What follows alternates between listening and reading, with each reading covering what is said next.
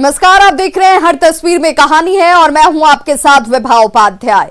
खूंटी में कुएं में गिरा गजराज जिंदगी के लिए घंटों जद्दोजहद करता रहा, बार बार पांव और सूंड मारता रहा। आखिरकार छठे प्रयास में वो कुएं से बाहर निकल सका।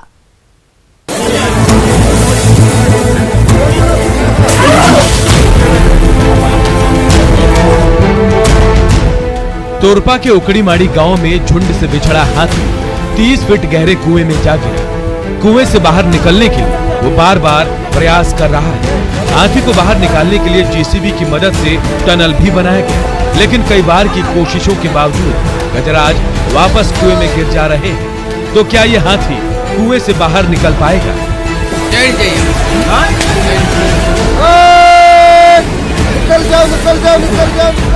पहला प्रयास।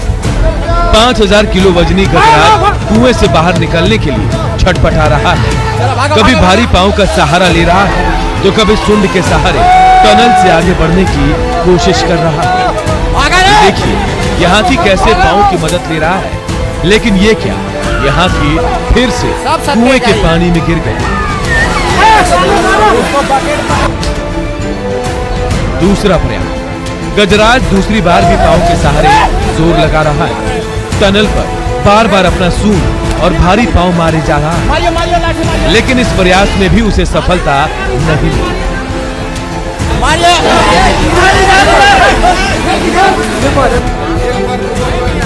तीसरा प्रयास। गजराज ने झुंड में लौटने की उम्मीद नहीं छोड़ी है। तीसरी बार फिर से जोर लगा रहा है। पोकलेन के जरिए कुएं से बाहर निकालने के लिए बनाए गए रास्ते पर आगे बढ़ने की कोशिश कर रहा है। देखिए गजराज किस तरह से टनल के मुहाने पर अपना भारी पांव मार रहा है, लेकिन उसकी पकड़ ढीली पड़ती जा रही है।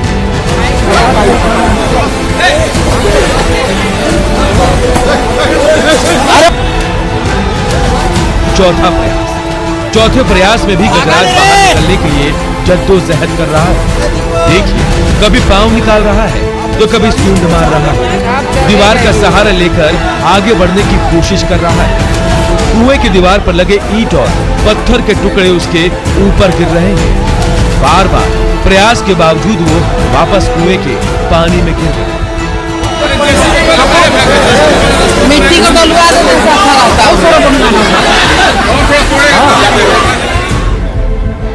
पांचवा प्रयास। कई घंटे के जद्दोजहद ने भारी भरकम गजराज को थका दिया। शरीर के कई हिस्सों में चोट आई, थकान हावी हो रही है, लेकिन गजराज है कि मानता नहीं। कुएं के ठंडे पानी में थोड़ी देर सुस्ताने के बाद वो फिर से जिंदगी के लिए संघर्ष कर रहा है। देखिए कैसे हाथी ने अपना सूंड और पांव आगे बढ़ाया। एक कदम आगे बढ़ा ही था कि फिर से फिसलकर कुएं के पानी में लौटा।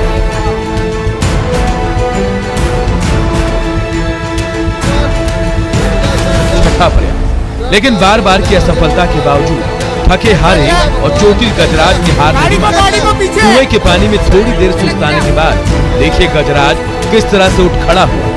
पहले सूंड आगे किया, फिर पांव का सहारा लिया। कुछ देर तक संकरे टनल में खड़ा रहा। अगले ही पर उसका आधा शरीर कुएं से बाहर निकल गया। फिर क्या था, उम्मीद की किरण दिखते ही गजराज ने और जोर लगाया और खुली सुरंग में एक एक पांव बढ़ाते हुए आखिरकार कुएं से बाहर आ ही गया। अरविंद, न्यूज़ 18 खूंटी।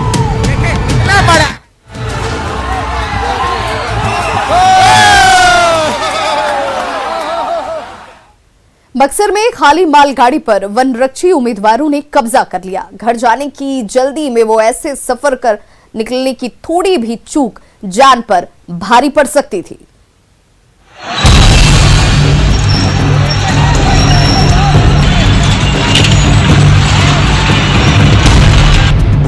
मालगाड़ी के खाली रैक को लेकर इंजन आगे बढ़ी। धीरे धीरे रफ्तार बढ़ती गई और उस पर सवार वनरक्षी परीक्षा के उम्मीदवार भी बढ़ते चले गए।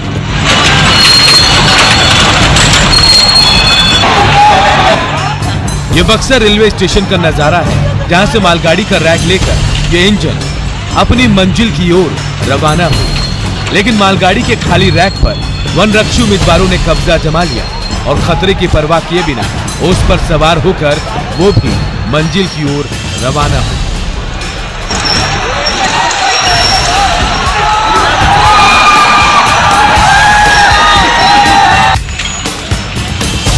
ये वीडियो इन दिनों सोशल मीडिया में तेजी से वायरल हो रहा है। खाली रैक का इस्तेमाल सामान को इधर से उधर ले जाने के लिए होता है, तो इसमें सुरक्षा का भी कोई इंतजाम नहीं है। जब ये मालगाड़ी पूरी रफ्तार में होगी तो इस पर सवार परीक्षार्थियों का क्या हाल होगा समझा जा सकता है।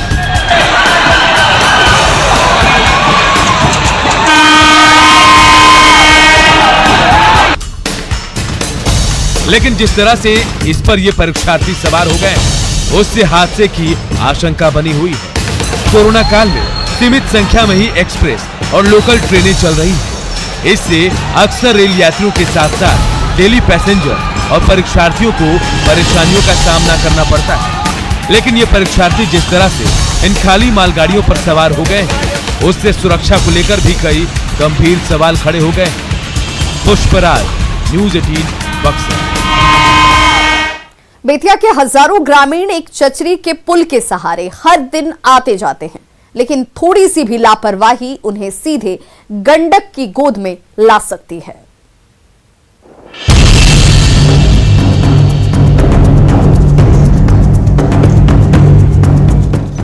इस चचरी पुल पर खतरा हर कदम पर है।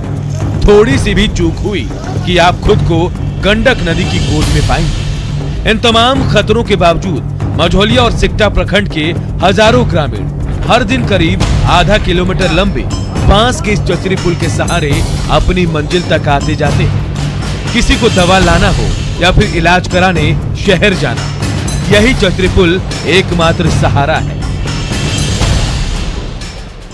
हम लोग कोई जिला परिषद से देख कर हार गए हैं। हर पंचायत से हम लोग को कर दिए हैं, कोई सुनवाई नहीं कर रहा है। हम लोग चंदे कर इकट्ठे कर लोग हम इसको पुल बनाते हैं लोग को आने जाने के लिए। बस यही तो व्यवस्था है हम लोग का। मानसून में जब गंडक नदी उफान पर होती है तो अपने साथ इस चचरी पुल को बहा ले जाती है। उस समय में नदी के उस पार रहने वाले हजारों ग्रामीण पूरी दुनिया से कट जाते हैं। लेकिन जब नदी की धारा शांत होती है तो दोनों प्रखंडों के ग्रामीण चंदा इकट्ठा कर ये पुल बनवाते हैं। हर साल यही कहानी दोहराई जाती है। अक्सर ये परेशानी हम लोग का लगभग पूर्वजों के टाइम से झेलते आ रहे हैं। हम लोग जब लोग आपस में चिंता करते हैं तो बनता है, वरना नहीं। कभी सरकार या कोई किसी ने कभी इस पे ध्यान नहीं दिया। आजादी के सालों गुजर गए, लेकिन इसके बावजूद मझौलिया और सिकटा प्रखंड के ग्रामीणों को खतरे के बीच इस चचरी पुल पर जानलेवा सफर से छुटकारा नहीं मिल सका। Prafull, news 18 Bettiah. Valmiki tiger reserve में नया साल गुजारने की प्लानिंग करने वालों को और इंतजार करना होगा, क्योंकि यहां के तमाम गेस्ट हाउस और कॉटेज हाउस फुल हो चुके हैं।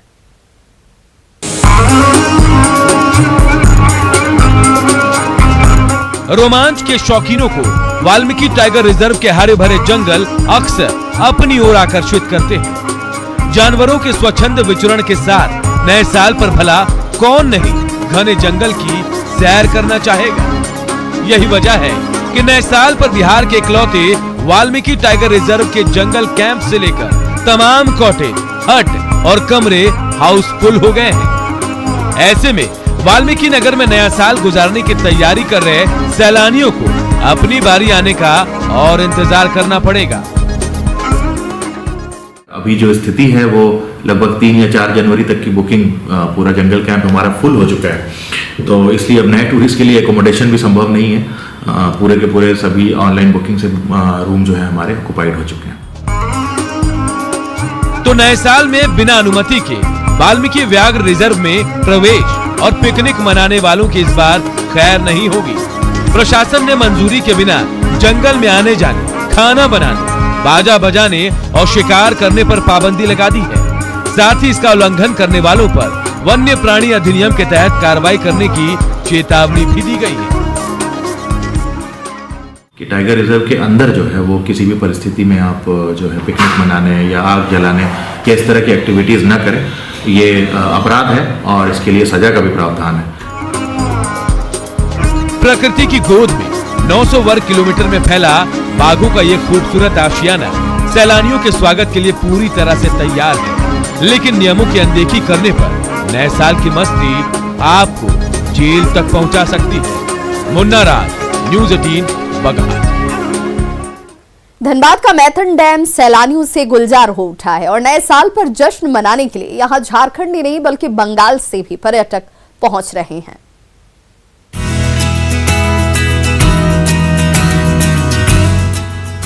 ये नजारा गोवा का नहीं, कश्मीर का नहीं या फिर किसी समुद्री तट का भी नहीं है।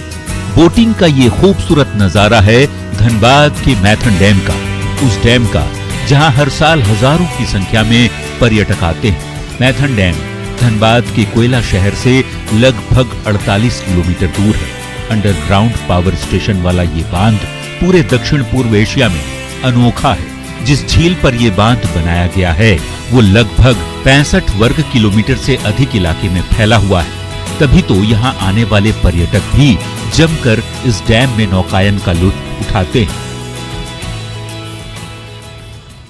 यहाँ आके हम लोग को बहुत अच्छा लगा। हम लोग मैथन डैम आए घूमने के लिए। अभी जस्ट हम लोग तुरंत बोटिंग करके निकले हैं बाहर, और बोटिंग करने में जो सुरक्षा इंतजाम है यहाँ का एक नंबर है। Maithon is the best, Maithon सबसे बेस्ट डैम है यहाँ का अभी तक झारखंड का।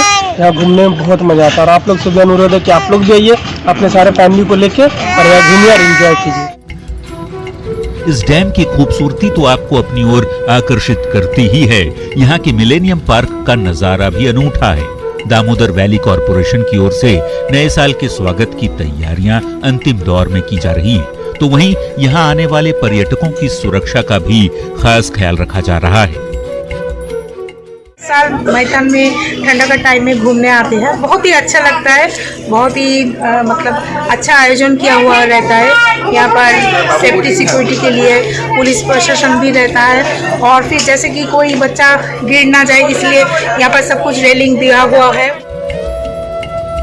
चाहे बोटिंग का नजारा हो या मिलेनियम पार्क की खूबसूरती की बात हो, मनमोहक दृश्य आपको जरूर अपनी ओर खींचे ले आएंगे।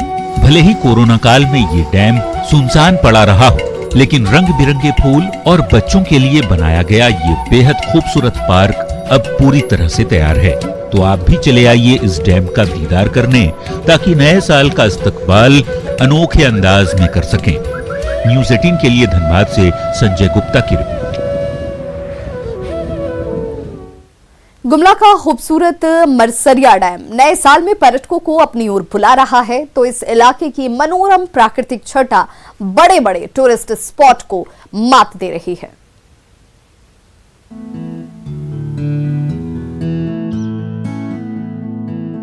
चारों ओर ऊंचे ऊंचे पहाड़, मंद मंद बहती हवा और बीच में कलकल करता पानी। गुमला के मरसरिया डैम की इन खूबसूरत वादियों में भला कौन नहीं खो जाना चाहेगा। गुमला जिला मुख्यालय से कई किलोमीटर लंबा सफर तय कर जब थके हारे सैलानी पहाड़ों की गोद में बसे मरसरिया डैम पहुंचते हैं, तो यहाँ के दिलकश छटा में उनकी सारी थकान गायब हो जाती है। अच्छा खासा एक स्कोप है फ्यूचर में एक टूरिज्म स्पॉट बनने का। अभी भी आजकल बहुत बाहर से आते हैं। Even if officers from Ranchi also so many have visited here. प्रकृति की गोद में बसे मरसरिया डैम में क्या नहीं है। यहाँ के अद्भुत प्राकृतिक छटा और मनोरम नजारे देश के बड़े बड़े टूरिस्ट स्पॉट्स को मात देते हैं, लेकिन पक्की सड़क और घूमने फिरने का बेहतर इंतजाम नहीं होने की वजह से यहाँ पहुँचने वाले पर्यटकों को खासी परेशानी होती है। ये रोड जो मेन रोड से अंदर घुसते हैं डैम तक, ये आने का ये कच्ची सड़क है और खराब है। इसको हम लोग ठीक करवाएंगे और पर्यटन के दृष्टिकोण से हम लोग और भी यहाँ पर काम करवाएंगे। जाहिर है मरसरिया डैम की वादियों को प्रकृति ने बड़ी फुर्सत से संवारा है। सड़क और नौका विहार जैसी बुनियादी सुविधाएं बहाल हो जाएं, तो यहाँ पर्यटकों का तांता लगते देर नहीं लगेगी। सुशील सिंह, न्यूज़ 18 गुमला। जमशेदपुर के पार्कों में नए साल के जश्न पर कोरोना ने खलल डाल दी है और इस बार प्रशासन से अनुमति नहीं मिलने की वजह से तमाम पार्कों के दरवाजे सैलानियों के लिए बंद हो गए हैं।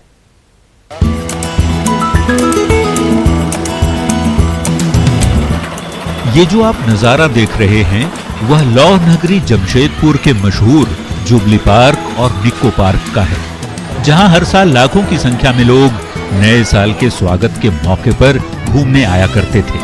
शहर ही नहीं, बंगाल, उड़ीसा और बिहार के लोग भी इसकी खूबसूरती को देखने पहुंचते थे। लेकिन इस साल आए कोरोना की मार के चलते पार्क वीरान पड़ा है। स्थानीय लोग चाहते हैं कि शहर की खूबसूरती का दीदार फिर से हो, इसके लिए प्रशासन अनुमति दे। वही हम लोग भी बच्चों लोग को साथ आते थे तो हम लोग को थोड़ा एंजॉय मिलता था, लेकिन क्या करें ये सब कोरोना के चक्कर में अगर सरकार खोल देगी तो अच्छी बात है कि बच्चे कम से कम एंजॉय करेंगे अभी 1 जनवरी में। और एक तो बस पार्क है बस जमशेदपुर में, उसके अलावा तो कुछ ऐसा है नहीं यहाँ। तो हम तो सरकार से अपील करेंगे कि सरकार उस पे नज़र डाले और आम पब्लिक के लिए इंजॉयमेंट के लिए थोड़ा सा उसमें लोग टहल लेता है, घूम लेता है। स्वास्थ्य का भी सब ध्यान रखते हुए सब लोग, कोरोना काल है, कोरोना काल में लोग ध्यान देगा, नियम का पालन करेगा, उसके लिए खोल दिया जाए बस।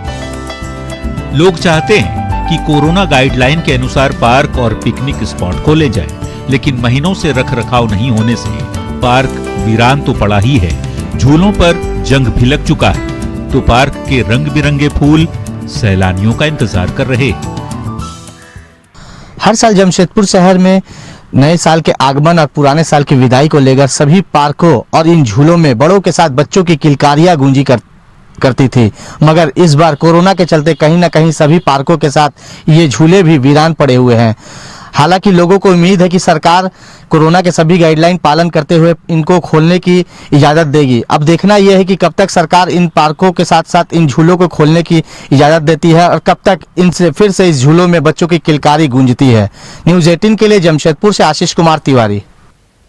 जमशेदपुर की लाइफलाइन स्वर्णरेखा नदी खतरे में है और भूमाफिया नदी के किनारों पर बड़ी बिल्डिंग बना रहे हैं। ऐसे में नदी की धारा सिकुड़ती जा रही है।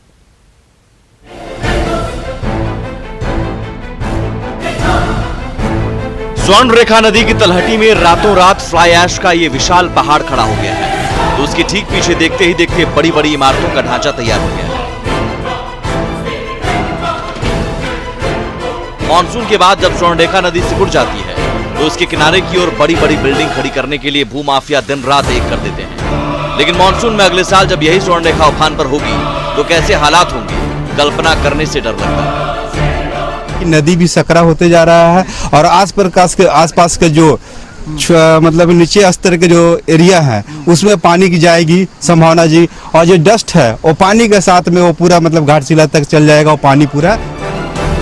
स्वर्ण रेखा नदी जमशेदपुर की लाइफलाइन है, लेकिन ज्यादा मुनाफे की लालच में शातिर भूमाफिया जिस तरह से स्वर्ण रेखा नदी के खाली किनारों पर कब्जा करते जा रहे हैं, उससे ये लाइफलाइन खतरे में पड़ गई है। अभी नदी नहीं रहा, तालाब बन गया है, यही हम कहेंगे। अब इतना खराब स्थिति हो गया नदी का कि आदमी पानी जो सप्लाई हो रहा है उसमें भी उसका मतलब कि कुछ मात्रा आ रहा है, तो उसमें शरीर भी हानिकारक होता है। स्वर्ण रेखा नदी की बदौलत जमशेदपुर ही नहीं बल्कि आसपास का बड़ा इलाका सालों से आबाद है, लेकिन जब से स्वर्ण रेखा नदी पर भू माफिया की बुरी नजर पड़ी है तब से इसका अस्तित्व खतरे में पड़ गया। आशीष, न्यूज़ 18, जमशेदपुर। कभी सीख की कलाकृतियां हर घर की शोभा बढ़ाती थी, लेकिन सरकारी उपेक्षा की वजह से मिथिलांचल की ये खूबसूरत सीख आर्ट दम तोड़ती जा रही है।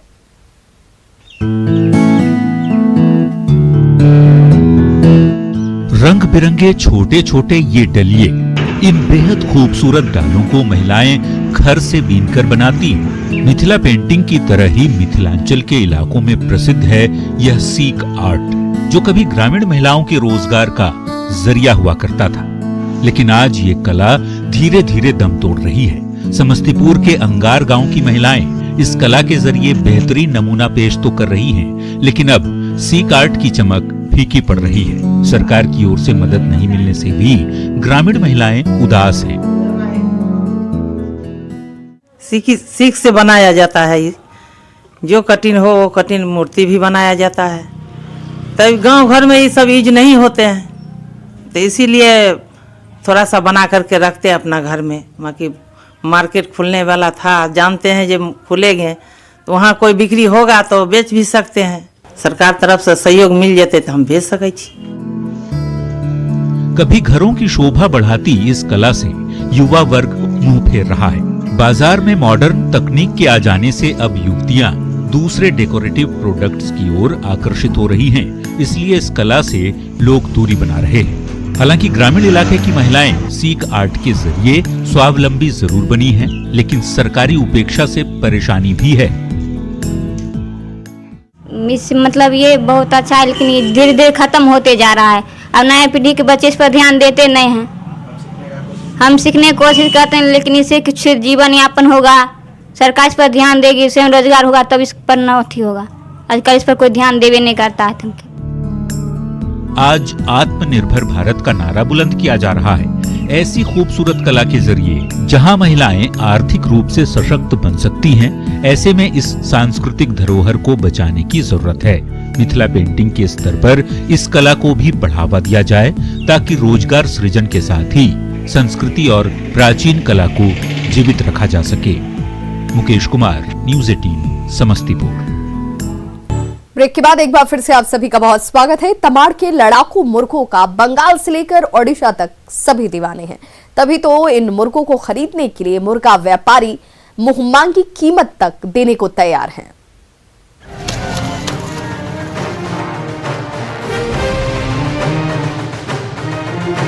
तमाड़ का ये सपाट मैदान मुर्गों की कुकड़ू कू से गूंज रहा है। यहाँ हर तरफ किस्म किस्म के मुर्गे नजर आ रहे हैं। ये देखने में आम मुर्गों की तरह जरूर लगते हैं, लेकिन अपने सामने दूसरे मुर्गे को देखते ही इतने उग्र हो जाते हैं कि संभालना मुश्किल हो जाता है। तमाड़ के इस मैदान में एक से बढ़कर एक लड़ाकू मुर्गों का ऐसा बाजार लगा है कि उसे खरीदने के लिए रांची और रामगढ़ ही नहीं, बल्कि पश्चिम बंगाल से लेकर ओडिशा तक के व्यापारियों का तांता लगा हुआ है। यहाँ का मुर्गा में आपको कलकत्ता से आता है खरीदार, जैसे रामगढ़ से आता है, रांची से आता है, टाटा से आता है। यहाँ का क्वालिटी अच्छा रहता है।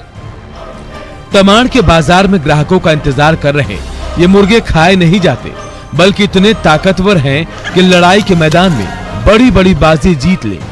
यही वजह है कि ये मुर्गे 4 से लेकर 10,000 रुपए की कीमत में हाथों हाथ बिक जाते हैं। बाजार के मुर्गे बहुत अच्छा है। कलकत्ता जाएगा तो बहुत लड़ाई को अच्छा है। ऐसो तमाड़ को बाजार को मुर्गा 2,000-3,000 रुपया लेगा।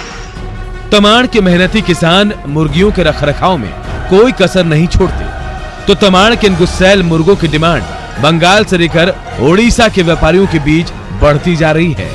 अरविंद सिंह, न्यूज़ 18, खूंटी। तो खबरों का सिलसिला लगातार जारी है। आप देखते रहिए न्यूज़ 18 बिहार झारखंड।